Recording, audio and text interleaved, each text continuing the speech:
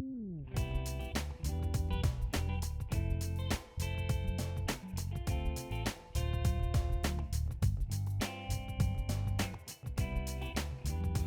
reason why I wanted to become a barber is because I thought about, I got kind of tired of peddling, I called it peddling my resume to different companies that I worked for, where at the end of the year when it came to getting raises, it was always a problem with me getting a raise. It was like, I give you the 2% as opposed to the 5%, whatever the percentage was.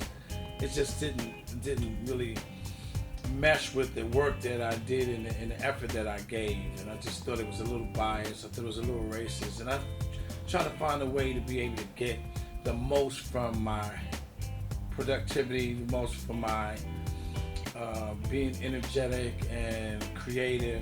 So I decided to look into barbering.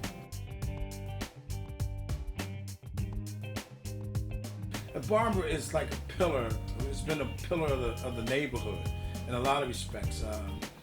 You know, guys can come in, young guys can come in, they can see how a gentleman is supposed to act. They can get an earful or get information that can help them go the right path. They can find out that the gentlemen in the barbershop who are doctors, black men who are lawyers, black men who are police officers, black men who are in lots of professions. If they keep their ears tuned in, keep their eyes, they could find that there are a lot of men who are doing things in the community.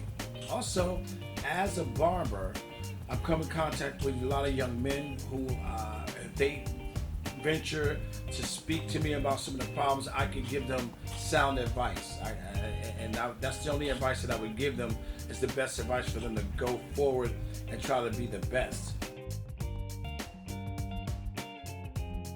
Well, if you want to be a cosmetologist or a barber, I think it's to be licensed first, to have your license so that you could be able to move and flow the way you like to from one place to the other, because sometimes you can find a bad management, you can find a bad manager, and if you don't have a license, you can be taken advantage of fiscally.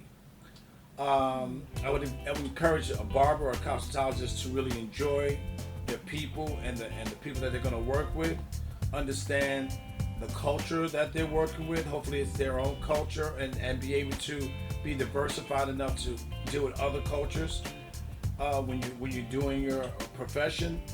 I think it's a great idea to consider sanitary procedures. In this day and age, you definitely need to be aware of sanitary procedures.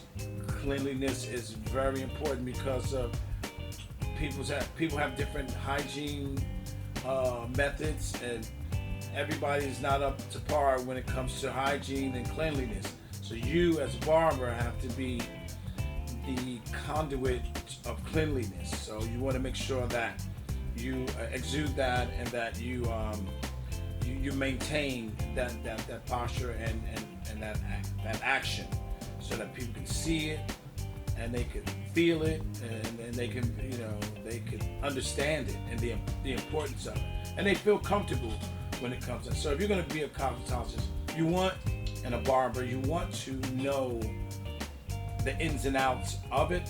However, when you get into the practical work of it, it's limited. It's not all that your license prepared you for. It's a lot more narrow than the broader spectrum of getting the license.